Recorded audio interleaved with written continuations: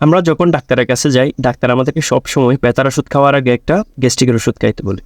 আজকে আমরা জানবো কেন ব্যথার ওষুধ খাওয়ার আগে গ্যাস্ট্রিকের ওষুধ খাইতে হবে।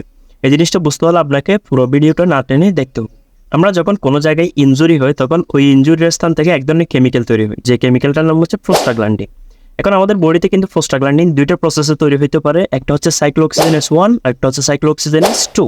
আমরা সাধারণত যখন আমাদের বডির নর্মাল ফিজিওলজিক কন্ডিশন বজায় রাখতে চাই তখন সাইক্লোঅক্সিজেনেস 1 পাথওয়েতে প্রোস্টাগ্ল্যান্ডিন তৈরি হয়, যেটার কাজ হচ্ছে সাধারণত আমাদের কিডনির মধ্যে ব্লাড ফ্লো ঠিক রাখা, তারপর হচ্ছে প্লাটিলেটগুলো এগ্রিগেশন ঠিক রাখা, তারপর আমাদের যে পাকস্থলী আছে, পাকস্থলীতে যে মিউকোসা লেয়ার আছে ওই মিউকোসা লেয়ারকে প্রোটেকশন দেওয়া, অর্থাৎ আমাদের পাকস্থলীতে যে অ্যাসিড তৈরি হয় এই অ্যাসিড থেকে যাতে আমাদের পাকস্থলী রক্ষা পায় এজন্য কাজ করে সাইক্লোঅক্সিজেনেস 1। ঠিক আছে, তাহলে এই তিনটা কাজ করে সাধারণত।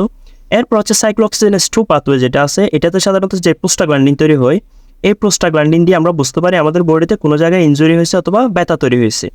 এখন আমরা যখন ব্যথার ওষুধগুলো খাই, এই ব্যথার ওষুধগুলো সাধারণত হচ্ছে সাইক্লোঅক্সিজেনেস যে এনজাইমটা আছে এই এনজাইমকে ব্লক করে। তাহলে ও যখন ব্লক করবে সাইক্লোঅক্সিজেনেস 1কেও ব্লক করে দিবে, সাইক্লোঅক্সিজেনেস 2কেও ব্লক করে দিবে।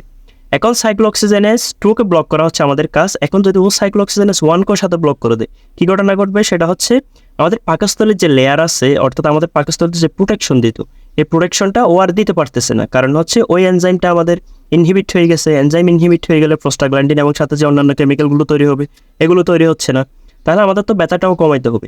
তাহলে আমরা যে NSAID এগুলো খাই, অর্থাৎ নন স্টেরয়েডাল অ্যান্টি ইনফ্লামেটরি ড্রাগগুলো খাই, এই ওষুধগুলো দ্বারা সাধারণত আমাদের কি হয়, সাইক্লোঅক্সিজেনেস 1 এবং সাইক্লোঅক্সিজেনেস 2 দুটোটা যখন পাথওয়ে ইনহিবিট হয়ে যায়, যার কারণে আমাদের বডিতে ওই যে পাকস্থলীর প্রোটেকশন লেয়ারটা আর দিতে পারে না।